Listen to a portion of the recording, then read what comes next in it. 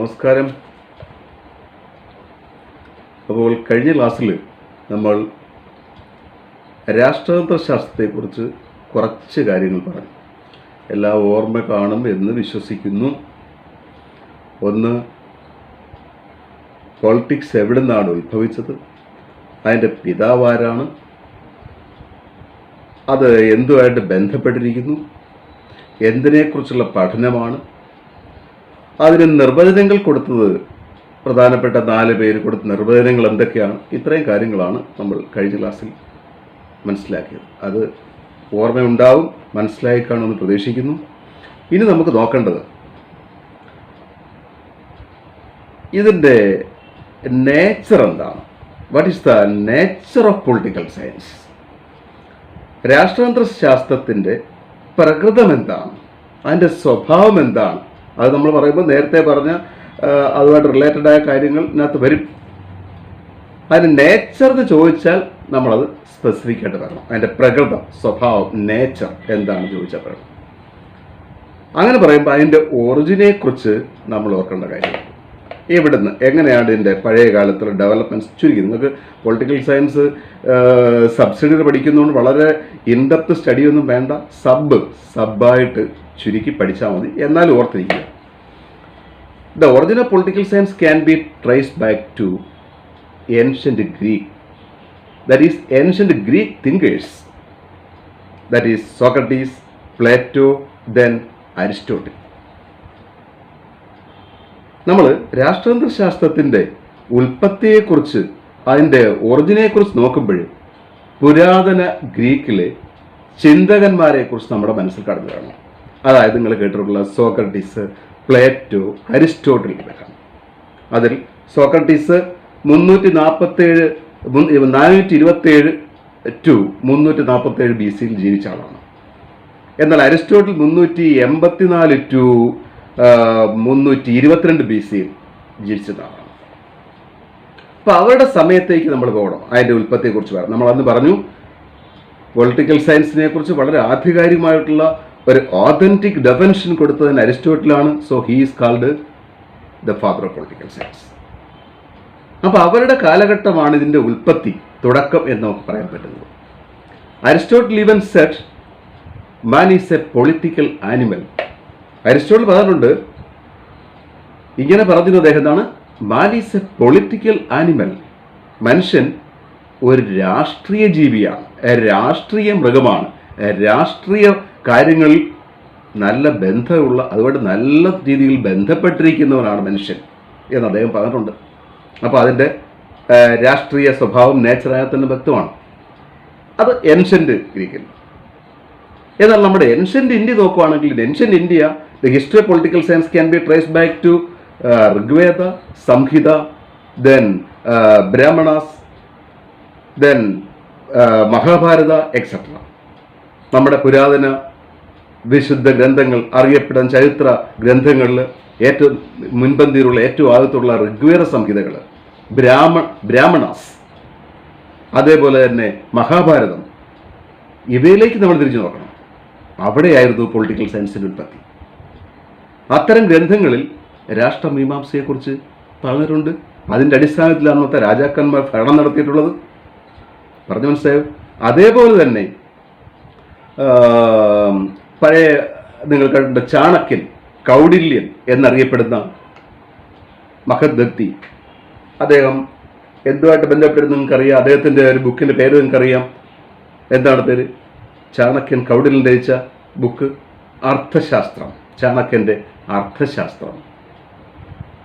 He wrote Arthashastra, a treatise on political thought, economics and social order. Political തോട്ടിനെ കുറിച്ചും ഇക്കണോമിക്സിനെ കുറിച്ചും സോഷ്യൽ ഓർഡറിനെ കുറിച്ചും ഉള്ള ഗ്രന്ഥമാണ് ഈ Arthashastra. He was a great political thinker of Takshashila. തക്ഷശിലയിൽ ഒരു ഗ്രേറ്റ് പൊളിറ്റിക്കൽ തിങ്കർ ആയിരുന്നു അദ്ദേഹം. എവിടെയാണ് ഈ തക്ഷശില നിങ്ങൾക്ക് അറിയാം? ഇപ്പോൾ ഈ തക്ഷശില എന്ന് പറയുന്നത് പാകിസ്ഥാനിലാണ്. ഇതിൻ്റെ ചരിത്രം എന്ന് പറഞ്ഞാൽ പണ്ടത്തെ നമ്മുടെ രാജാവ് ഭരതൻ, അദ്ദേഹത്തിൻ്റെ പുത്രനായ തക്ഷന്റെ പേരിൽ തുടങ്ങിയ ഒരു സിറ്റിയാണ് തക്ഷശില. അതിനുശേഷമാണ് അത് ഒരു എഡ്യൂക്കേഷൻ സെൻ്ററായിട്ട് മാറി. ഇപ്പം വേൾഡ് ഫേമസ് നമ്പർ 1 യൂണിവേഴ്സിറ്റിയാണ് തക്ഷശില. പറഞ്ഞു മനസ്സിലായല്ലോ. അപ്പം ആ തക്ഷശിലയിലെ പണ്ഡിതനായിട്ടുള്ള ഈ കൗടില്യൻ, ചാണക്യൻ, മറ്റേ പറഞ്ഞ ചാണക്യൻ, അദ്ദേഹം രചിച്ച Arthashastra was a good description of the political, economic and social order. രാഷ്ട്രീയപരവും സാമ്പത്തികപരവും സാമൂഹികപരമായിട്ടുള്ള അച്ചടക്കം, വ്യവസ്ഥകളെ സംബന്ധിക്കുന്ന ഒരു നല്ല ഗ്രന്ഥമായിരുന്നു. നമുക്ക് പറയാം അതും ഒരു പൊളിറ്റിക്കൽ ട്രീറ്റേഴ്സ് ആണ്. ട്രീറ്റേഴ്സ് മീൻസ് പ്രബന്ധം ചെറുപുസ്തകം എന്നൊക്കെ പറയും. ട്രീറ്റേഴ്സ് പ്രബന്ധം ചെറുപുസ്തകം എന്ന് പറയും. അതേപോലെ തന്നെ നമുക്ക് കാണാവുന്ന ഇതാണ് Manusmriti, dated about 2 centuries after the time of Chanakya. ചാണക്യൻ്റെ സമയത്തിന് ഒരു 2 നൂറ്റാണ്ടിന് ശേഷം രചിക്കപ്പെട്ട മനുസ്മൃതി. അതെന്ന് പറഞ്ഞാൽ എന്താണ്? It is another important political treatise of ancient India. പുരാതന ഇന്ത്യയിലെ പ്രധാനപ്പെട്ട മറ്റൊരു രാഷ്ട്രീയ പ്രബന്ധം അല്ലെങ്കിൽ ചെറുപുസ്തകം എന്ന് വിശേഷിപ്പിക്കാവുന്നതാണ് ഈ പറയപ്പെടുന്ന മനുസ്മൃതി. അതിലും രാഷ്ട്രതന്ത്രം, രാഷ്ട്രഭരണം, അതുമായിട്ട് ബന്ധപ്പെട്ടുള്ള നിയമങ്ങൾ എല്ലാം അതിലും പറഞ്ഞിട്ടുണ്ട്. അപ്പോൾ നമ്മൾ എന്താ പറഞ്ഞേ? The origin of political science can be traced back to Greek thinkers Socrates, Plato and Aristotle. Aristotle ഇനി അറിയപ്പെടുന്നത് പ്ലേറ്റോയുടെ ശിഷ്യനാണ് അദ്ദേഹം. നമ്മുടെ അക്കാഡമി, പണ്ടത്തെ അറിയപ്പെടുന്ന ഉന്നത വിദ്യാഭ്യാസ കേന്ദ്രമായ അക്കാഡമി സ്ഥാപിച്ചത് പ്ലേറ്റോയാണ്.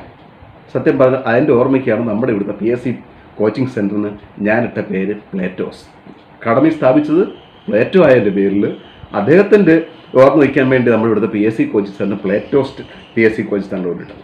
അപ്പം ആ പ്ലേറ്റോ അദ്ദേഹത്തിൻ്റെ ഓർമ്മ നിലനിർത്താൻ ചെയ്തതെന്നായി പറഞ്ഞു. അദ്ദേഹത്തിൻ്റെ പ്ലേറ്റോയുടെ ആ എഡ്യൂക്കേഷൻ സെൻറ്ററിലെ പ്രധാനപ്പെട്ട അദ്ദേഹത്തിൻ്റെ ശിഷ്യനായിരുന്നു അരിസ്റ്റോട്ടിൽ പറഞ്ഞു. Aristotle even said man is a political animal. മനുഷ്യൻ ഒരു രാഷ്ട്രീയ ജീവിയാണ്, രാഷ്ട്രീയ മൃഗമാണ് എന്ന് പോലും പറഞ്ഞു. എന്നുവെച്ചാൽ മനുഷ്യൻ്റെ കൂടെയുള്ള ഒരു സാരം തന്നെയാണ് പൊളിറ്റിക്സ് എന്ന് അദ്ദേഹം പറഞ്ഞത്. ഇനി ഏൻഷ്യൻ്റ് ഇന്ത്യയിൽ എന്ന് പറഞ്ഞാൽ എന്താണ്? Ancient India, the history political science can be traced back to the Rigveda Samhita, Brahmanas, then Mahabharata. ഈ ഗ്രന്ഥങ്ങളിലൊക്കെ തന്നെ വ്യക്തമായിട്ട് ഈ രാഷ്ട്രതന്ത്രത്തെക്കുറിച്ച് വ്യക്തമാക്കിയിട്ടുണ്ട്. അതിനുപരിയായിട്ട് പിന്നെന്താണ്? Chanakya wrote Arthashastram. It is a great description about political, economic and social order. സാമ്പത്തികവും സാമൂഹികവും രാഷ്ട്രീയമായ വ്യവസ്ഥയെക്കുറിച്ച് വ്യക്തമാക്കി പറഞ്ഞിരുന്നൊരു ഗ്രന്ഥമാണ്. ഗർ ട്രീറ്റേഴ്സ് ആണ്, ഒരു പ്രബന്ധമായിരുന്നു. ആര് രചിച്ച അർത്ഥശാസ്ത്രം? ചാണക്യൻ രചിച്ച അർത്ഥശാസ്ത്രം. അതിൽ രാഷ്ട്രഭരണത്തെക്കുറിച്ചൊക്കെ വളരെ വ്യക്തമാകുന്നുണ്ട്. അതേപോലെ Manusmriti, which is dated 2 centuries after this Arthashastra Kautilya, is also a great treatise on political science. Political സയൻസിനെ കുറിച്ചുള്ള മറ്റൊരു പ്രധാനപ്പെട്ട ട്രീറ്റേഴ്സ് ആണ് ചാണക്യൻ്റെ അർത്ഥശാസ്ത്രത്തിന് 2 നൂറ്റാണ്ടിന് ശേഷം രചിക്കപ്പെട്ട മനുസ്മൃതി. അപ്പോൾ നമ്മളതിൻ്റെ ഉൽപ്പത്തിയെക്കുറിച്ച് പറഞ്ഞു. ഇനി നോക്കേണ്ടത് അതിൻ്റെ കറക്റ്റ് ഒരു 3-4 പോയിന്റ് ഉണ്ട്. അതിൻ്റെ നേച്ചറിനെ വ്യക്തമാക്കുന്നു, പൊളിറ്റിക്കൽ സയൻസിൻ്റെ പ്രകൃതത്തെ വ്യക്തമാക്കുന്നു. അതിൽ ഒരു പോയിന്റ് എന്ന് പറഞ്ഞത് nature of political science is social science. നമ്മൾ നേരത്തെ പലപ്പോഴും പറഞ്ഞുള്ള പൊളിറ്റിക്കൽ സയൻസിൻ്റെ നേച്ചർ പറയുന്നത് സാമൂഹ്യശാസ്ത്രത്തിൻ്റെ സ്വഭാവമാണ്. എന്ന് നമ്മുടെ കഴിഞ്ഞ ക്ലാസ് തന്നെ പറഞ്ഞു. ഇനി ഇത് എന്തുമായിട്ട് concerned with the theory and practice, എന്തുമായിട്ട് ബന്ധപ്പെട്ടതാണ്? ദ തിയറിയും പ്രാക്ടീസിനെ കുറിച്ച് പറയുന്നു. എന്തോത്തിന്റെ തിയറിയും പ്രാക്ടീസിനെ കുറിച്ച് പറയുന്നു? And description and analysis of political system and political behaviour. Political സിസ്റ്റത്തിൻ്റെയും പൊളിറ്റിക്കൽ ബിഹേവിയറിൻ്റെയും തിയറി എന്താണ്, പ്രാക്ടീസ് എന്താണ്, അതിനെക്കുറിച്ചുള്ള ഡിസ്ക്രിപ്ഷനും അനാലിസിസും നൽകുന്ന ഒരു സോഷ്യൽ സയൻസ് ആണ് പൊളിറ്റിക്കൽ സയൻസ് എന്ന് പറയാം. വല്ലതും മനസ്സിലായോ? Nature of political science is social science. ഒരു പോയിന്റ് മനസ്സിലായല്ലോ. സോഷ്യൽ സയൻസ് നേച്ചറാണ്. എന്നാൽ അതെന്ത് ചെയ്യുന്നു? Concerned with theory and practice and the description and analysis of political systems and political behaviour. ഈ സോഷ്യൽ സയൻസിന്റെ നേച്ചറുള്ള പൊളിറ്റിക്കൽ സയൻസ് എന്താ ചെയ്യുന്നത് ചോദിച്ചാൽ, രാഷ്ട്രീയ വ്യവസ്ഥകൾ അഥവാ രാഷ്ട്രീയ സംവിധാനങ്ങൾ, നമ്മുടെ ഇവിടെയുണ്ട് രാഷ്ട്രീയ വ്യവസ്ഥകൾ, രാഷ്ട്രീയ സംവിധാനങ്ങളുണ്ട്, എല്ലാ രാഷ്ട്രങ്ങളിലുണ്ട്. അവിടുത്തെ രാഷ്ട്രീയ പെരുമാറ്റങ്ങളും സിദ്ധാന്തങ്ങളും അവിടുത്തെ പ്രവർത്തന രീതികൾ ഇവ എങ്ങനെ ആയിരിക്കണം എന്ന് വ്യക്തമാക്കുന്നുണ്ട്, വിവരിക്കുന്നുണ്ട്, വിശകലനം ചെയ്യുന്നുണ്ട്. അപ്പം ഏത് രാഷ്ട്രീയ സംവിധാനത്തിൻ്റെയും അവിടെ രാഷ്ട്രീയ പെരുമാറ്റത്തിൻ്റെയും തത്വങ്ങൾ എന്താണ്,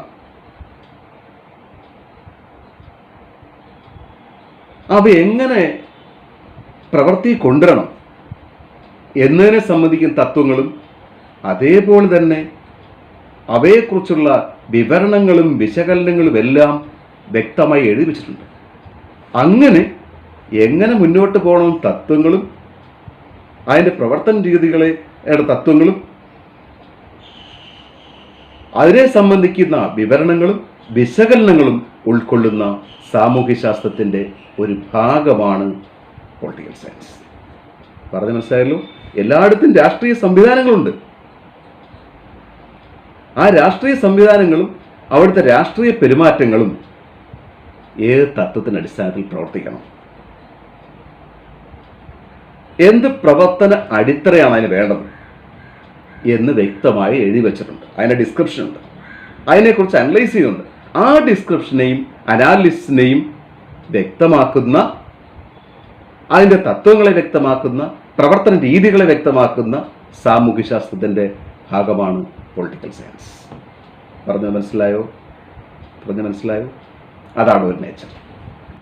ഇനി രണ്ടാമത്തെ അതിൻ്റെ ഒരു സ്വഭാവം നമ്മൾ നോക്കുകയാണെങ്കിൽ, it includes matters concerning the allocation and sharing of power. എവിടെ? In decision making, the roles and systems of government, including governments and international organisations, political behaviour and political policies. അപ്പോൾ രണ്ടാമത് അതിൻ്റെ നേച്ചറായിട്ട് പറയുമ്പോഴാണ് it includes the allocation and sharing of power. Political സയൻസിൽ എന്ത് കൊടുത്തിട്ടുണ്ട്? അനുവദിച്ചു കൊടുക്കലും അധികാരം പങ്കുവെക്കലും. ഏത് കാര്യത്തിൽ? തീരുമാനമെടുക്കുന്ന ഡിസിഷൻ മേക്കിംഗ്. പിന്നെ roles and systems of government, ഗവൺമെന്റിന്റെ പങ്ക്, ഗവൺമെന്റ് രീതികൾ, അതിൽ തന്നെ ഗവൺമെന്റ്സ്, ഭരണ സംവിധാനങ്ങൾ, അന്തർദേശീയ സംഘടന, ഇന്റർനാഷണൽ ഓർഗനൈസേഷൻസ്, രാഷ്ട്രീയ പെരുമാറ്റം, പബ്ലിക് പോളിസികൾ, ഇത്തരം കാര്യങ്ങൾ വിനിയോഗിക്കാനുള്ള അധികാരം അലോട്ട് ചെയ്യുക, അത് ഷെയർ ചെയ്ത് കൊടുക്കുക. പറഞ്ഞുവല്ലേ, മനസ്സിലായോ? This nature of political science includes the allocation and sharing of power in decision making, roles and systems of governance, including governments and international organizations, political behavior and public policies. നമ്മുടെ ഇവിടുത്തെ government കാര്യങ്ങൾ മാത്രമല്ല, നമ്മുടെ ഇവിടുത്തെ ഭരണവുമായിട്ട് ബന്ധപ്പെട്ട കാര്യങ്ങൾ മാത്രമല്ല, അന്തർദേശീയ സംഘടനകളുണ്ട്, അതിൽ നമുക്ക് റോളുണ്ട്, അവർക്ക് ഉത്തരവാദിത്വമുണ്ട്. അപ്പം നമ്മുടെ ഭരണ സംവിധാനങ്ങൾ, അന്തർദേശീയ സംഘടനകളുമായിട്ടുള്ള നമ്മുടെ ബന്ധം, അവർ നമുക്ക് തരുന്ന ഇൻസ്ട്രക്ഷൻസ്, ഇവിടുത്തെ ഗവൺമെന്റ് പൊതുനയങ്ങൾ, നമ്മുടെ രാഷ്ട്രീയ പെരുമാറ്റം, ഇവയായിട്ട് ബന്ധപ്പെട്ടെല്ലാം ആർക്ക് എവിടെ എന്ത് റോള് വഹിക്കാൻ പറ്റും എന്ന് വ്യക്തമായി അത് അലോക്കേറ്റ് ചെയ്യുന്നുണ്ട്, അത് അനുവദിച്ചു കൊടുക്കുന്നുണ്ട്, അത് ഷെയർ ചെയ്യുന്നുണ്ട്. അപ്പം ഇത്തരം പ്രവർത്തനങ്ങൾ ദേശീയവും അന്തർദേശീയവും പൊതുനയങ്ങളുമായി ബന്ധപ്പെട്ടുള്ള ഗവൺമെൻറ്റിൻ്റെയും മറ്റും പ്രവർത്തനങ്ങൾ ആര് എവിടെ എപ്പോഴല്ല എങ്ങനെ ചെയ്യണമെന്ന് അലോക്കേറ്റ് ചെയ്യുന്നുണ്ട്, അത് ഷെയർ ചെയ്യുന്നുണ്ട്. അത് വ്യക്തമാക്കിയിരിക്കുന്നത് എവിടെയാണ്? പൊളിറ്റിക്കൽ സയൻസ്, രാഷ്ട്രതന്ത്രത്തിലാണ്. ഇവിടെ നമ്മൾ ലെജിസ്ലേച്ചർ, എക്സിക്യൂട്ടീവ്, ജുഡീഷ്യറി ഇവയെല്ലാം പ്രത്യേക വിഭാഗമാണ്. അതെല്ലാ ഗവൺമെൻറ്റിനും ഉണ്ട്, ഏത് ഭരണകൂടത്തിലും ഉണ്ട്. അപ്പം ലെജിസ്ലേച്ചറിന് നിയമങ്ങൾ നിർമ്മിക്കുക അത്യാവശ്യം വേണ്ട, നിയമങ്ങൾ നിർമ്മിക്കുക. എക്സിക്യൂട്ടീവിന് നമ്മുടെ ചീഫ് സെക്രട്ടറിയുടെ താഴോട്ടുള്ള ആൾക്കാർ എന്താ ചെയ്യുന്നത്? അത് കൊണ്ടുവന്ന നിയമങ്ങൾ, അത് വ്യക്തമായിട്ട് തീരുമാനിച്ചെടുത്ത നിയമങ്ങൾ, ഉറപ്പിച്ച നിയമങ്ങൾ വ്യവസ്ഥാപിതമായി നടപ്പിലാക്കുക. പിന്നെ അതേപോലെ തന്നെ ജുഡീഷ്യറി ഈ നിയമങ്ങൾ എവിടെങ്കിലും ആരെങ്കിലും ലംഘിക്കുന്നുണ്ടോ അതിനെ വ്യാഖ്യാനിക്കുക, അതിന് നിയമസംരക്ഷണം കൊടുക്കുക.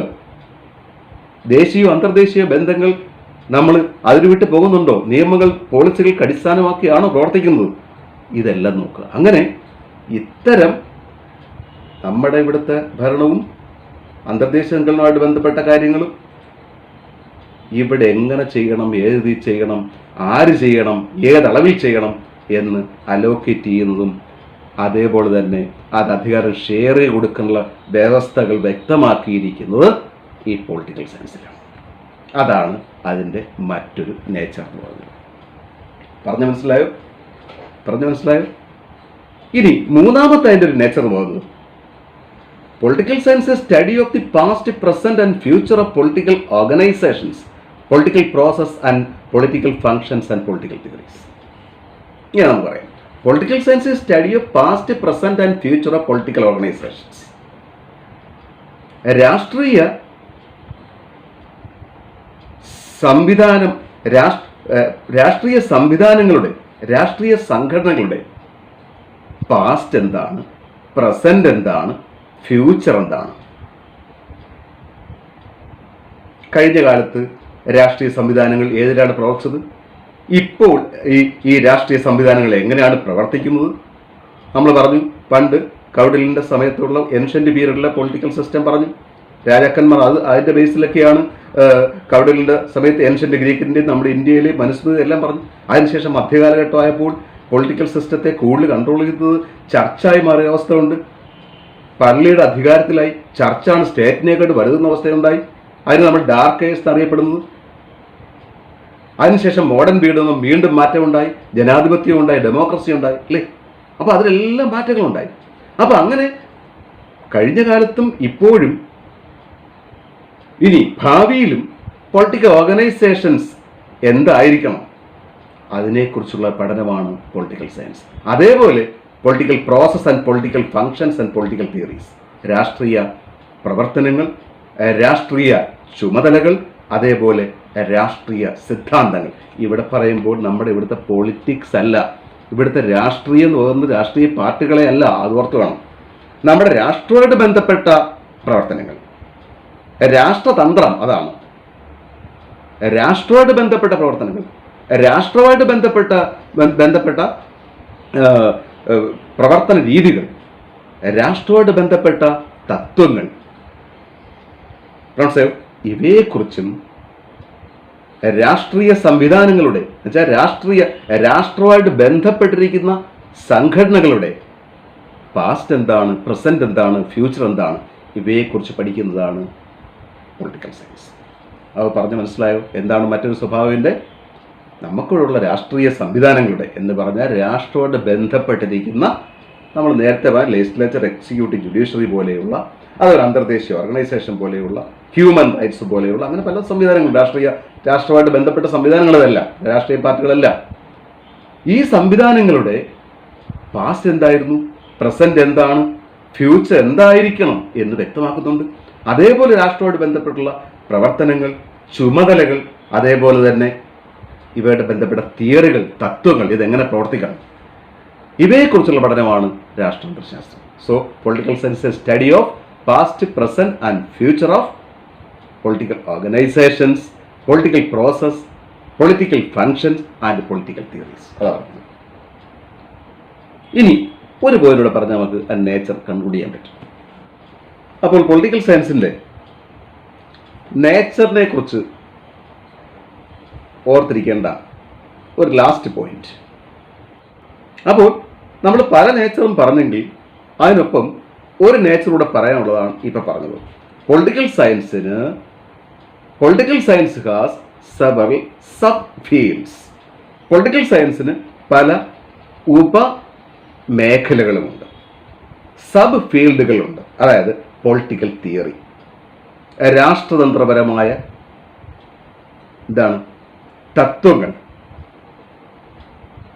പിന്നെ പബ്ലിക് പോളിസി, പൊതു നയം, നാഷണൽ പോളിസീസ്, ദേശീയ നയങ്ങൾ, ഇന്റർനാഷണൽ റിലേഷൻസ്, അന്തർദേശീയ ബന്ധങ്ങൾ, ഹ്യൂമൻ റൈറ്റ്സ്,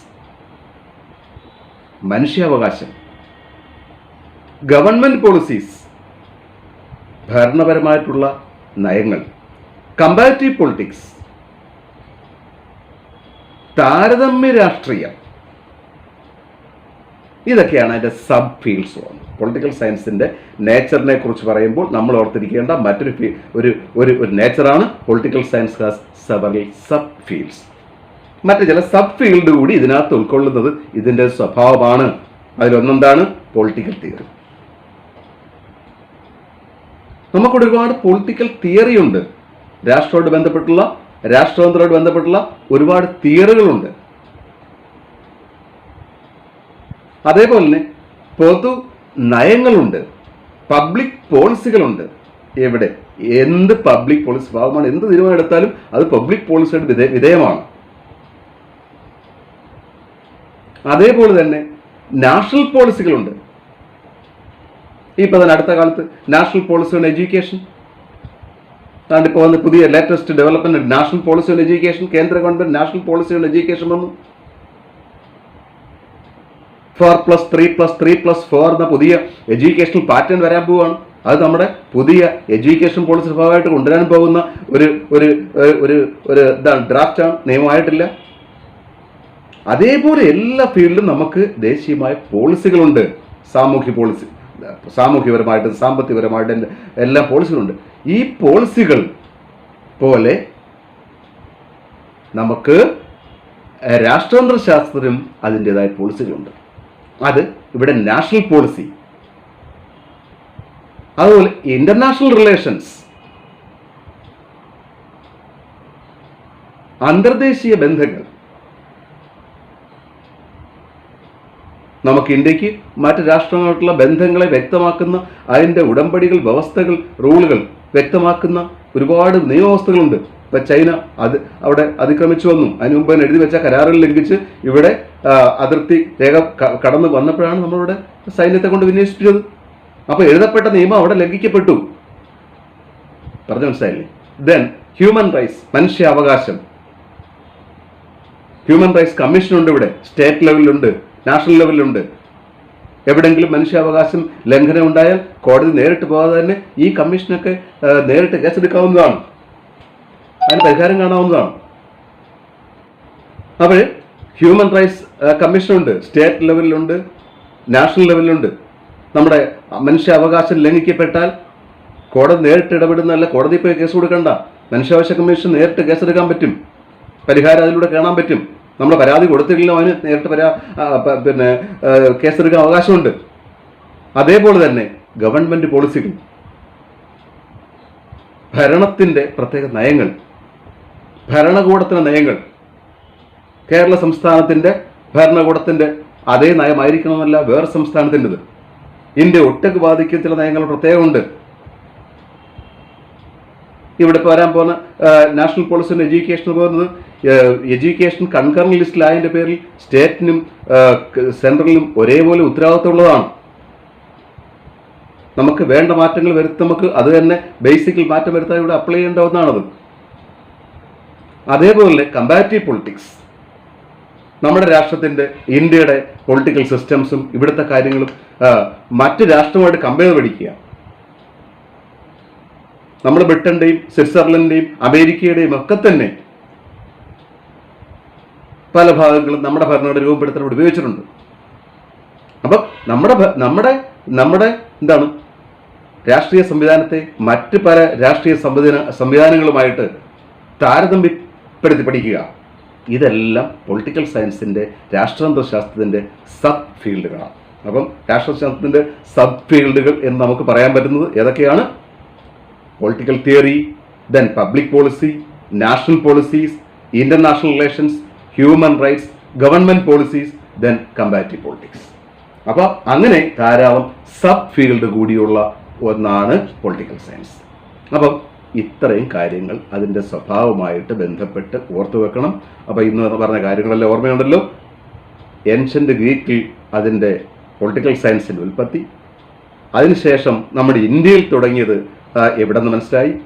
കൗഡില്യൻ്റെ കോൺട്രിബ്യൂഷൻ, മനുവിൻ്റെ കോൺട്രിബ്യൂഷൻ, പിന്നെ ഒന്നും പറഞ്ഞില്ല, ഒരുപാട് ഡെവലപ്മെൻറ്റ്സ് പഠിക്കേണ്ട മധ്യകാലഘട്ടത്തിൽ വരുന്ന ചർച്ചിൻ്റെ ആധിപത്യമൊക്കെ ഞാൻ പറഞ്ഞെന്നുള്ളതേ ഉള്ളൂ.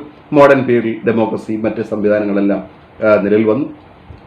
പിന്നെ ഇങ്ങോട്ട് പറഞ്ഞ 4 പ്രധാനപ്പെട്ട ഇതിൻ്റെ സ്വഭാവം, ഇത് വ്യക്തമായിട്ട് ഓർത്തു വെക്കുക. നോട്ട്സ് കിട്ടുമ്പോൾ പഠിക്കുക. നോട്ട്സ് വായിച്ചിട്ട് സംശയമുണ്ടെങ്കിൽ അത് വ്യക്തമായിട്ട് എന്നോട് ചോദിക്കുക. എൻ്റെ അറിവിൻ്റെ പരിധിയിൽ നിന്ന് പറഞ്ഞു തരാൻ പറ്റുന്നതാണെങ്കിൽ ഞാൻ ഇതിനകത്തൊരു വലിയ പുലി ഒന്നുമല്ല. പൊളിറ്റിക്കൽ സയൻസിൽ പണ്ട് കുറച്ച് പൊളിറ്റിക്കൽ സയൻസ് പഠിച്ചിട്ടുള്ള ആളും കുറച്ചൊക്കെ പഠിച്ചിട്ടുള്ള അതിൻ്റെ അറിവ് വെച്ച് പകർന്നതാണ്. ഇനി മോഹൻപിള്ള സാർ വരുമ്പോൾ അദ്ദേഹത്തിന് ഇതിനെക്കുറിച്ച് അധികാരമായിട്ട് കുറച്ചുകൂടെ പറയാൻ കഴിയുമെങ്കിൽ അദ്ദേഹം നിങ്ങൾക്ക് പറഞ്ഞു തരുന്നതാണ്. ഞാൻ ഈ പറഞ്ഞതിനെക്കുറിച്ച് നോട്ട്സ് വായിക്കുമ്പോൾ സംശയങ്ങൾ എന്തെങ്കിലും ഉണ്ടെങ്കിൽ എന്നോട് ചോദിച്ചാൽ ഞാൻ അത് നിങ്ങൾക്ക് വ്യക്തമാക്കി തരുന്നതാണ്. ഓക്കെ.